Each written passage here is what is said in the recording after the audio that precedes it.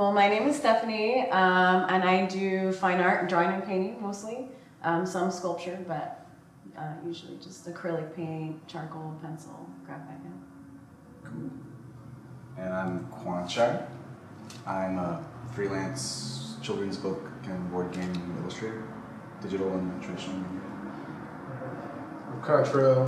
I do digital art, digital sculpting, so it'd be 3D modeling with ZBrush and Maya. And I'm Jessica. I mostly do painting, some sculpture, a lot of acrylic and oil, and yeah. I'm Christina. I'm an illustrator.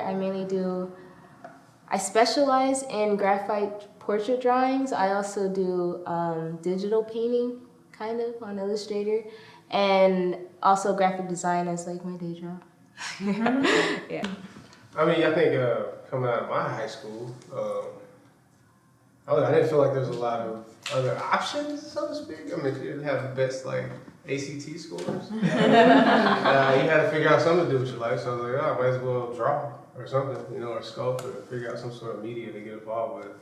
Yeah. And so that was the spark of it, that was the start of it. So, I felt like I was already kind of inclined, and I would draw teachers and stuff anyway in class. It was like, so it's kind of natural in that sense. Drawing instead of listening. Yeah. And then no, yeah. haha. Pass around, get a good laugh.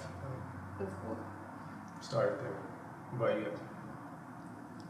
For me, when I started drawing, it was in high school as well. And it came kind of natural because I was starting to do track and I was like forced to do it because my family was like the coaches and everything. So I was looking for something that I can express myself on how I was feeling like every day running. I was like, this isn't for me. And that art kind of came naturally for me. I took my first art class after I was doodling as well, doodling everyone. I was like, oh, let's take this to the next level. Let's see where I can go with this. So I took an art class, and that's how it all started from there. Grabbed my first pencil. Yeah. Number 2.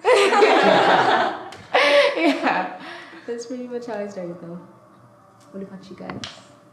For me, I think I discovered my passion like really little. When you're in kindergarten, first grade, everything is about art and crayons, and, coloring. And so I think from there, my teachers saw that I had an ability and talent, and my mom too. So she would just kind of push me to the boundaries and see, okay, what can you do? And put me in like little art contests at my school, and I would win. And so since I was good at it and I noticed, I just kept doing it. And so I took art classes, I majored in art in college, and I just, became my passion. Did you go to an art school or was it like a No, university? I didn't go to an art school, but I did major in art, so Yeah. a little different experience. But No, totally. Did you ask sick? Yeah. Because I need to think about I'd always been kind of crafty, and like kind of resourceful. My family would even kind of have little bets on like how long it would take me to take some like weird thing they brought home and make art out of it, or like jewelry or something. And then it wasn't until I was in high school and I thought I wanted to be a lawyer. And then I took an actual liberty and law class when I was 16. And I was like, oh no.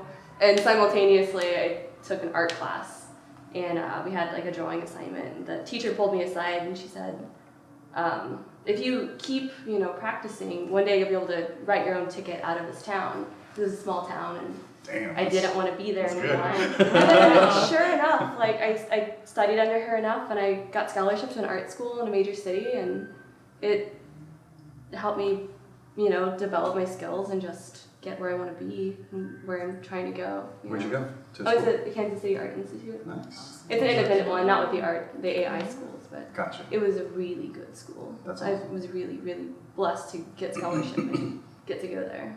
Yeah. Yeah, I went to, I wanted to do something else too.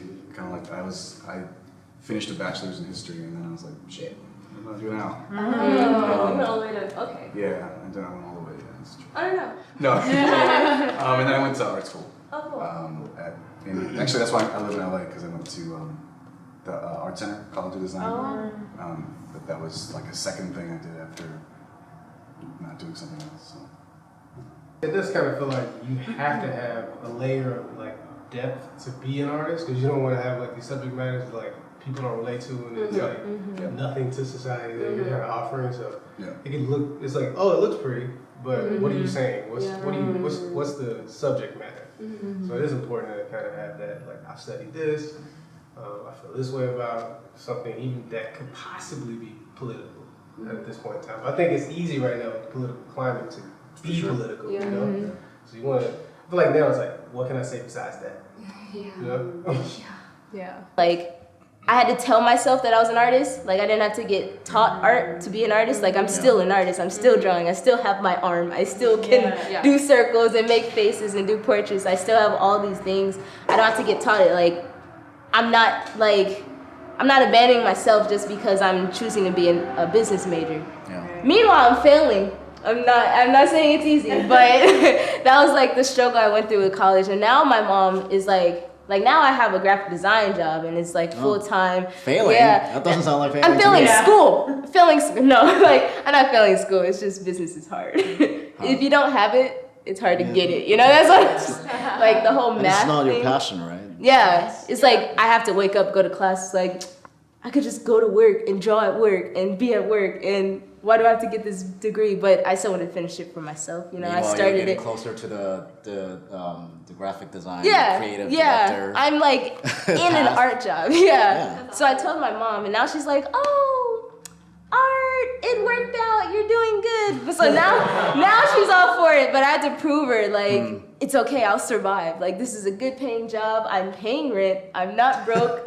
You know, I could give you a gift for Christmas, you know? Like, that's the standard. Yeah, I have enough to buy you a present. I still haven't, I haven't starved, yeah. So my mom was super supportive since I was little with all my art. Like I said earlier, she would put me in like these little art contests and she would say, you know, you're doing great, you have a talent. She would talk about me like to her friends, like my daughter's gonna be an artist when she grows up. But then as I grew older, you know, I was in college and I did major in art and she was supportive about that, but she's like, okay, well, maybe you should have a double major, maybe you should, and that's why she didn't let me go to art school. She let me major in art, but she didn't want me to go to art school for some reason. She wanted me to go to like, I guess a better named just college. I don't know. So I did, but then she started slowly kind of trying to ask me, all right, what are you going to do with your art? And actually, I never had thought about what I was going to do with my art. I just knew I loved it, and that's it. And then I was kind of like, all right, what do I do now? I think she's always been supportive, but always kind of like, all right, what are you going to do now? What are you going to do now? But I think we're always kind of evolving, and we don't have to have the answer right away, right? Even though I'm not a full-time artist, you know, I am still, you know, practicing my talent with the kids, because I do teach kids and adults art. So in that sense, like I feel like I am successful and she does see that. So it's not something where, you're not pursuing something that's, you know, perceived as, you know, good. Or real, right? Yeah. Well, yeah, I'd say the support behind doing art, I think, my family's pretty much supportive the entire time. But I remember like just wanting to leave home. And I think they were like, yeah, you should leave. Like, So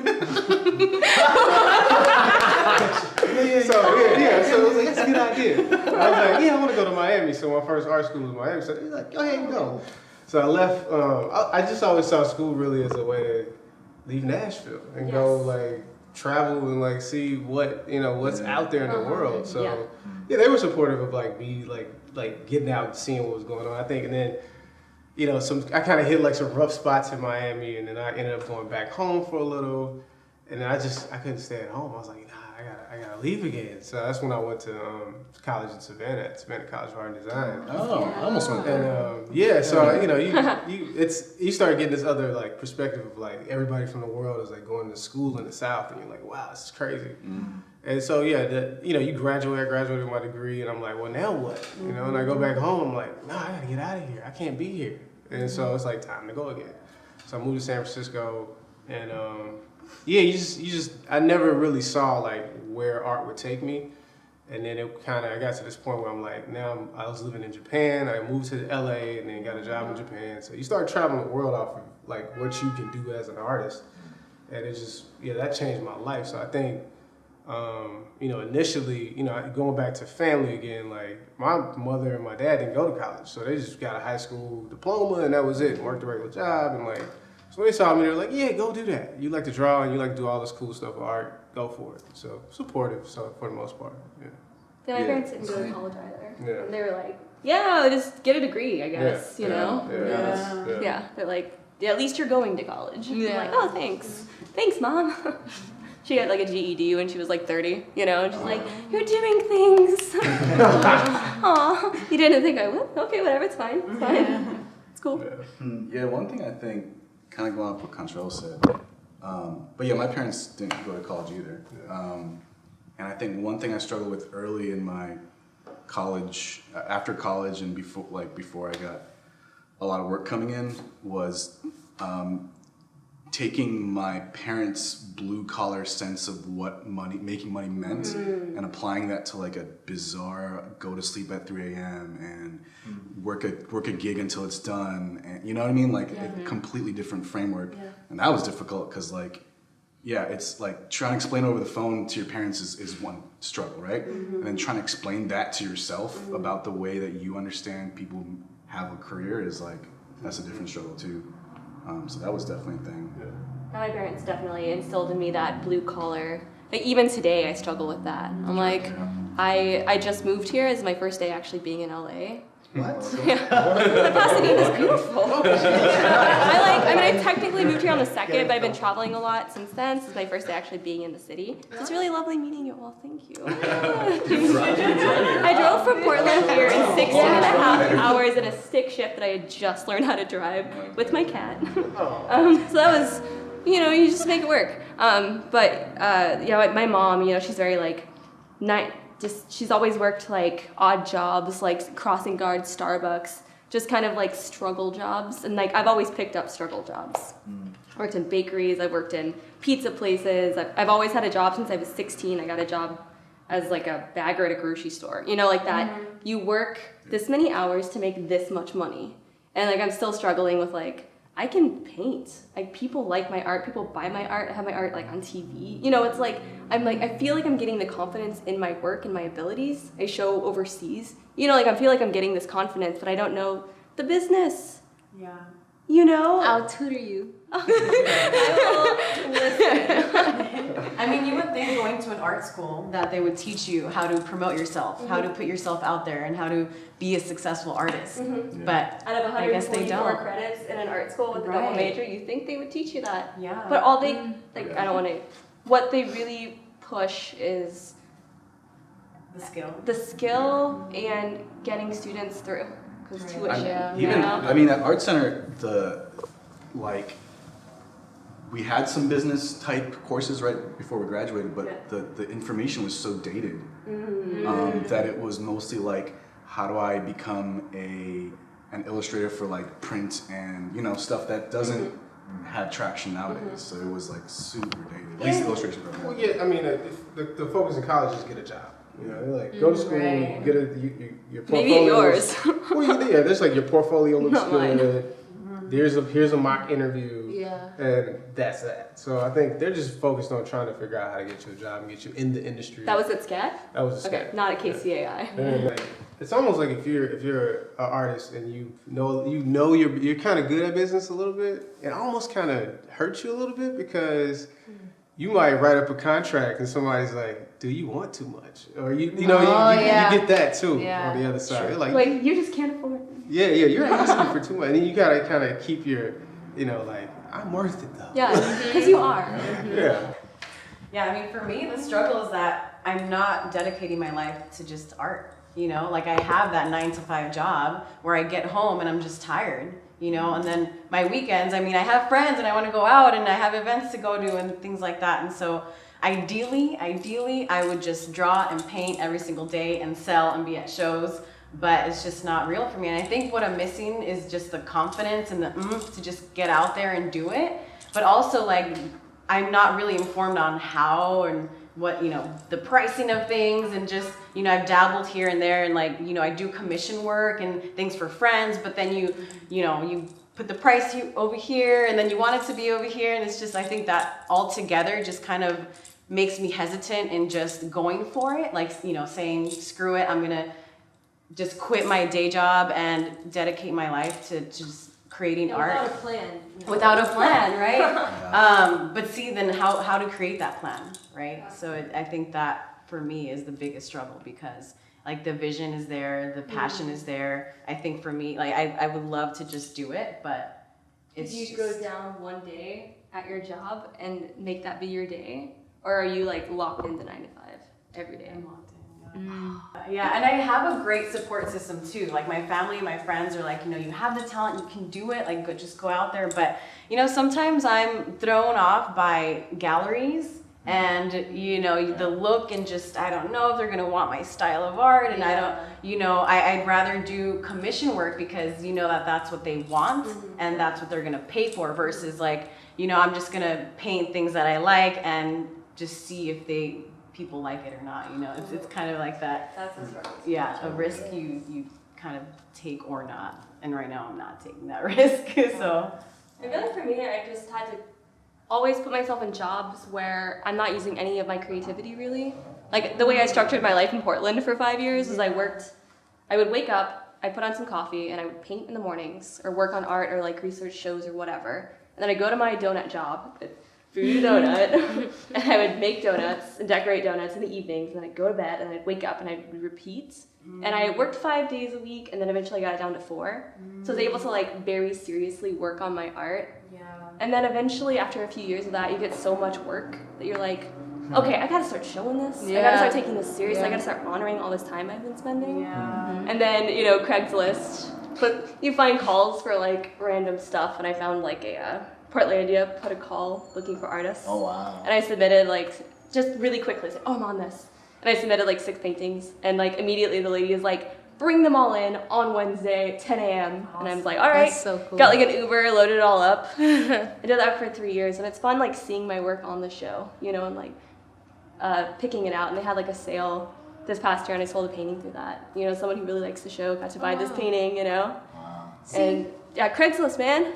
Like I struggled for a long time figuring out what I wanted, because there's like, we can all talk as artists, but in reality, each of us have a very specific slot that we fit into and do, because you can't do everything.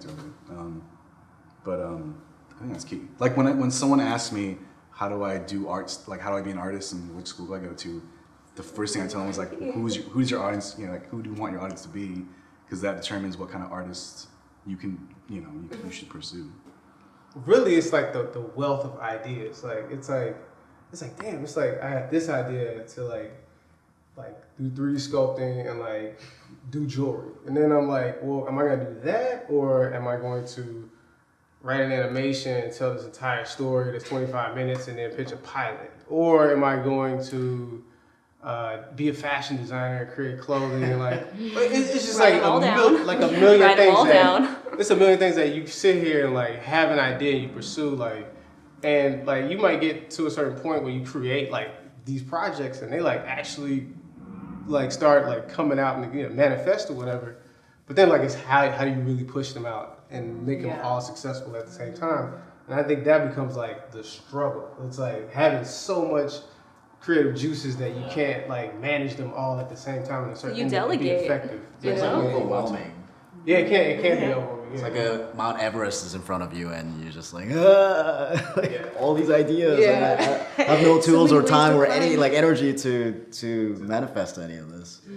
I'm a board game and card game illustrator for the most part, and I do children's books. So if I chopped up my business, it would be like 75% board and card games. So I don't know numbers, but another 10% children's books, and then I do some gallery work here in LA. And it is very specific. And when you said about finding an audience, that's important, because I was doing like whatever jobs for a long time. I've had a lot of different jobs. I'm sure all of you have had a lot of jobs trying to be an artist. So I was doing that like for a long time. And one of the things I was doing was like tutoring little kids just down the street at some after school Chinese thing. And but yeah, so the question when to jump ship from that to like full-time illustration was that was a big challenge. But yeah, I went to like I like board games, so that's one thing. So I just go to board game conventions, and that kickstarted my career and really finding an audience, which specifically was like board game publishers, and just cold calling every booth in the entire convention. I had to do that for like 2 years, and now work is steady, and that's great. But yeah, that takes a while to get to that point, you know. Yeah, for sure. And a lot of bravery. So much bravery. Yeah, thank you. No, it's true. I mean, the thing, like, you know, I graduated from art school, and there's maybe one or two other people that actually freelance, are the freelance illustrators, and everyone else went into the studios. Like they're at Pixar and Disney and Marvel and stuff, and I applied for those jobs. I didn't get those jobs. So freelance fell into my lap in a way, and I've done it. I'm grateful for it, but I think for a lot of people, art, the path that pulls you sort of, you don't have much choices necessarily over that, right? And you work that until the next thing pops up. Right. But yeah, board games. That's great. It's fun. I love it. I mean, this year I had like a couple dozen projects. You know, they're actual things you can hold and show, and so showing my parents is like, hey, look, I did this, you know, and can send them the kids' books and stuff, which is cool. But yeah, it always, I don't know about you guys, but it always feels new and like I don't know if I'm supposed to be here, that kind of a feeling, right? Because Imposter syndrome. Yeah, imposter syndrome. You're right, yeah. Like almost like survivor's guilt too for all the art school people that might not have the opportunities, because there is a lot of luck involved, right? Yeah. But yeah, for sure, I have to like tell myself. But the struggle now is more, like Concho was saying, like, what do I do with my time? How do I manage myself, right? And all the creativity that needs to come out, and everything else has to fall into place. But yeah, that's a different challenge now, of course. But So I feel like a lot of my work is stuck in the computer. So for a time period, I was like, man, I can't even get this stuff out. Like, if I want to touch it, I can't. And so that was an issue. So I ended up investing in a 3D printer, and so I was like, wow, now I can just print out my models. And so now, you know, I can see, this is one of my pieces that I printed. Yeah, so this one. Is that plastic or metal? No, it's wax. It was printed in wax. It was printed in wax. No, I was printing. It's printed in wax and it was casted. Yeah, so this is bronze. Cool. And so that's neat. I never thought of that as a use for a 3D. That's so cool. yeah, so glad that yeah, so exists. yeah, My so mind is. I felt like the base product will come out, and then, you know, you got this like this piece, and it's kind of has an organic feel to it, but then you could like kind of touch it up and like add your own little physical touch to it, and that's kind of where I felt like I escaped this paradigm of my work being That's trapped brilliant. inside of the. Is that popular? A lot of people using Are like people lost doing that? wax for with 3D It's printing? a thing. Jewelers are Okay. actually using that, doing that. See, that's an excellent example of using technology as a tool. You know, because then you can print it out, and then because it's wax, you said, you can kind of still Play do your around with own. it. Yeah, Yeah. that's perfect. That's funny you say your art was stuck in the computer. I have the opposite problem because I paint on canvases and a lot of them are big and I'm running out of space, you know. I'm like, I either need to sell these, throw them away or burn them, you know, because it's just like so much. And the more I create, obviously the more space I need, and I don't have the budget to have my own studio or, you know, or storage, right? Yeah. So, that's yeah. interesting. My struggle would come from like a little, like kind of what everyone said, like what you were saying about how you want to make like certain things for yourself, and then like you might not see it as what everyone else wants to see. Like I was really stubborn with that. It's like for like the past years, I was like, I'm just gonna make what I want. Like I don't care if this gets likes on Instagram. I don't care if people want to buy it. Like I want to make it for myself. Then I got to the point where it's like, oh, I don't have anything else to draw. Like, you guys want something? Then it was just like, you filled your cup. yeah. But then it's like, oh, I don't want to make that. That's stupid. But then it's like, okay, wait, you're gonna pay? Yeah. And then, yeah. Then it's like I have so many archives of drawings that like things would happen. Like the client doesn't want it anymore. It's like, oh, I still have it. Like. That Doom is a commission, but they're like, oh, I just don't have the money anymore. And I was like, well, this is my best drawing right now, so this is going everywhere I go. Yeah, I think it's easy for artists sometimes to like get caught on all the but this, but that, and like it turns into excuses. And I am guilty of that. You know, like, oh, I have to set this up, or I don't have the time, or I have to do this. You make the time, you know, and you have to dedicate. Okay, if this is what I really want to do, then you need to just do it. But I think it's hard sometimes because life gets in the way, and then society gets in the way, and you're you're other people's dreams and not working on your own. Yeah. I think this is why going away to some desert land. yeah. What is it? Not Palm Springs, Joshua Tree. Like, Carpool? yeah, artists do Like, what, 2 this. hours? With your Yeah. Yeah. So, I mean, honestly, I think it's great to just get away from this, like, you know, how do you call it? Smoke of all society and life, and just be there in an empty space with all your ideas. And then you really have to face, why am I not doing this? Yeah, Because there's exactly. no excuse besides me right now. And if I'm still not doing it, what is that And this saying? is when you need a therapist. I think it's extremely important to be in a collective and have artist friends because of what you said. It pushes you. It's sort of like being in a society. Because you need that time to get away and be by yourself, but you're gonna go like literally crazy and alone, and that's what I think a lot of homeless people they struggle with that. So you have to be with people, like-minded people, that you can express ideas and bounce off ideas, because that's what's gonna happen. They're gonna give you suggestions and help you with ideas. So I think it's really, really important. Yeah, or just collective or circle of friends. Why? I mean, for me, I say because it's the ability to tell a story and create your own narrative.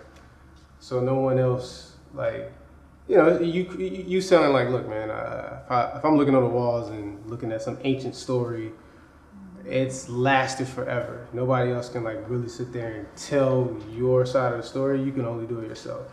I think that's why art is like ultimately the most important, because you have your own voice.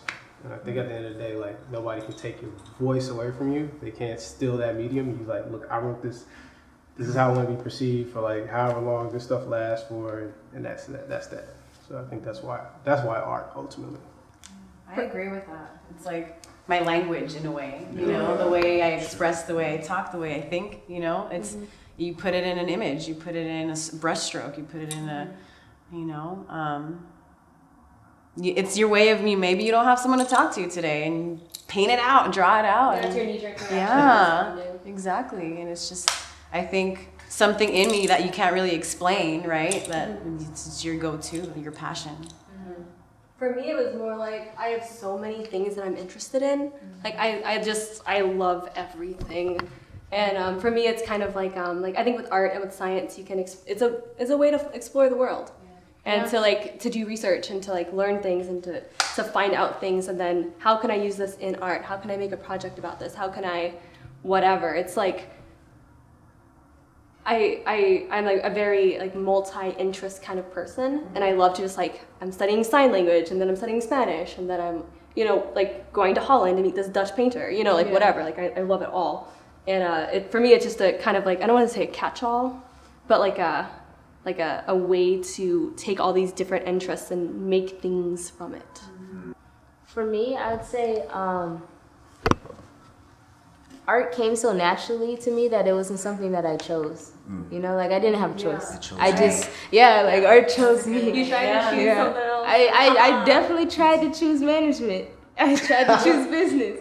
But art just came so natural. It came to a point where it's like, I'm thinking about drawing all the time. I'm thinking about, like look at that corner of the wall. Like I'm always thinking about art. So it's like, I started realizing, like my brain eventually caught up. It's like, okay, yeah, you like art. Yeah, this is cool. You just like it. It's you. Everything is art. Sounds so cheesy, but Yeah, same. Create. I love creating things. Yeah, same. What they say.